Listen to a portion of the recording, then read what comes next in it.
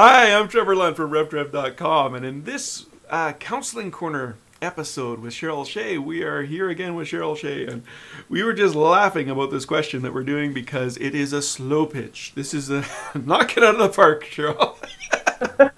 Somebody has asked me, that my RevTrev readers ask me questions, and I answer them the best I can. Sometimes I come with Cheryl and get her perspective because she has a lot of wisdom that she can share. And this one is the lob. Okay, I've messed up with God. Does He give me another chance?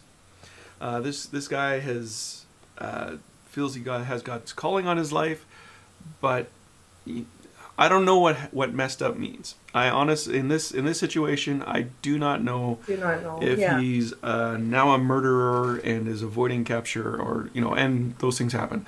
But really, you get emails about that? Well, no, but do you remember that I can't remember the name. Was it The Apostle with Dennis? You remember the movie? Oh, yeah. And the guy, his wife is sleeping with his deacon, and he takes a baseball bat to the deacon. Yeah, that's right. And I looked at that, I'm like, man, that's justifiable homicide. What are you talking about? Anyway. Yeah, people listening to this, don't do that. Don't do that.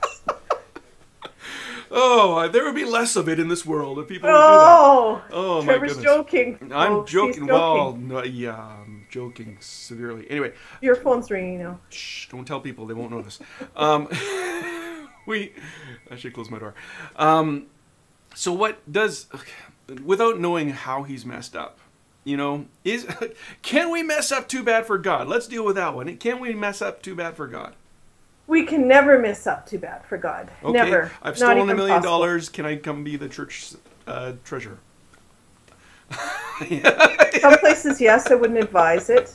I think there's a lot of ways to look at that. First of all, with God, no one ever messes up too much for God. I mean, if we're supposed to forgive 70 times 7, how many times does God forgive us in a day for what we do that's outside of His perfect plan, perfect will, perfect way of living our lives? We always are messing up.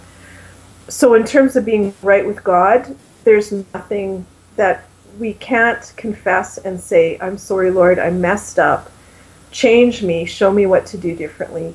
There's nothing that God can't forgive and help us change. Now, again, it depends on the situation. If we were joking, but I mean, if you've committed murder or a sin, and you have to pay the consequences for that. It's part of living in our world. God forgives you, but you may have to go to jail. Or if you stole money, you may have to pay restitution. Mm-hmm. Or if you've had an affair and your spouse doesn't trust you anymore, that may be the end of your marriage. Yeah. Does that mean God won't provide someone else for you in your life? He might. Does that mean that you can't be equal in the kingdom of God to everyone else? No, of course not. But those kind of behaviors do have effect.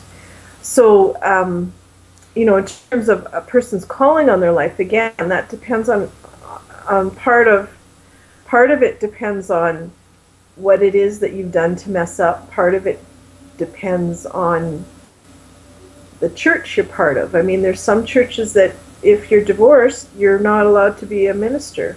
Yeah. There's other churches where that doesn't matter. So, that kind of depends. Yeah. Okay, there's something we can talk about too. I mean, just like God's called me to be a pastor.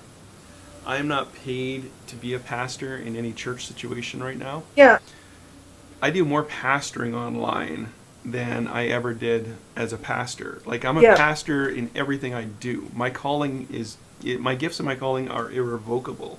Right. Just because I don't have that position, it doesn't, and that's really the last 7 years what I've been learning is my position doesn't equate with my calling.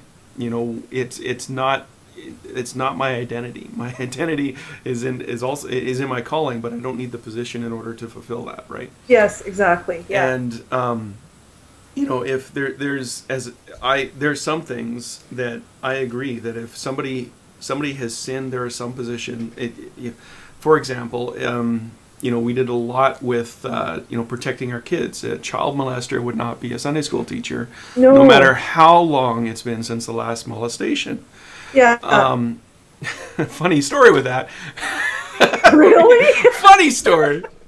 We just did this plan to protect. I made the mistake. Someone came to me and said, "Okay, we did the criminal record checks."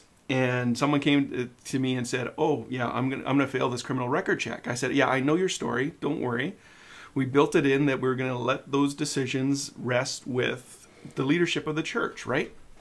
Because I believe that there's sometimes, we want to give people the opportunity to not always pay for their sin, right? So." Right. My mistake was I forgot to tell the person who was getting these criminal record checks that this was going to happen. So Sunday morning she shows up, really grave, and says, "Someone failed the criminal record check." And I'm like, "Oh, who?" Because it was, I'm thinking about the service that's coming up, right? Yeah. And she tells me his name, and I go, "Oh yeah, no worries. That's fine. Yeah, we expected him to fail." And really, what did he do? Well, it was murder, but don't worry. She's but here's the thing. Like, it was 20 years ago. He served his time. He became a Christian in there. Okay. He's not a drunk anymore. Lots of things. He's working with the kids, but it's all in the open session. He's never alone with the kids when he's drunk, and he's going to kill them. Like, I've got no worries with that. I trust the guy. But anyway, not everyone's... Yeah, you need to know the scenarios, yes. Oh, I can't believe what I've... Yeah. But, I guess too, if someone, you're just saying about someone had molested a child or something, part of why you don't want to put them in that situation is for their own protection, so that they're not tempted, right? Yeah. So, doors might close because of things in your life because of God protecting you as well. That's an excellent way to look at it. Yeah. But I agree I always felt God's call in my life in ministry, and I went to seminary in my mid-20s. I never finished because I looked around. This was in mid-1980s. I looked around and went, well, what am I going to do as a woman? I don't feel called to kids ministry. What am I going to do? Yeah. So I didn't finish. Fast forward 10 years, God orchestrated events, took me back to seminary. I finished my Master of Divinity, and realized, because God had done healing in my life, that had I gone into ministry back then, I would have screwed up a lot of people. And then led me to be part of a church plant. I started a ministry, Marsville Center. We ran for 15 years. It just seemed the season had gone with that. We closed the door. Now I'm doing counseling. I'm still in doing what God has always called me to do, which is healing people's hearts. Yeah. And it's just a different way of doing it, just like you were saying with pastoring. So, God always gives us a second, third, fourth chance, whether it's something we've done or not done, and to fulfill the calling in our life. And certainly he never stops us being from his son or daughter, ever. And I'm continually amazed at how God, the call on people's lives, God will take them a different direction than they ever dreamed possible. They'll do some amazing things they could have never done the way that they were headed. Yeah, and, exactly. It's constant. I can point out person after person after person that does that. So, yeah, I totally agree. You cannot mess up too much with God. Okay. Okay, we'll catch you next time. I'm going to make sure my phone's off. Okay. Okay, bye-bye. Bye.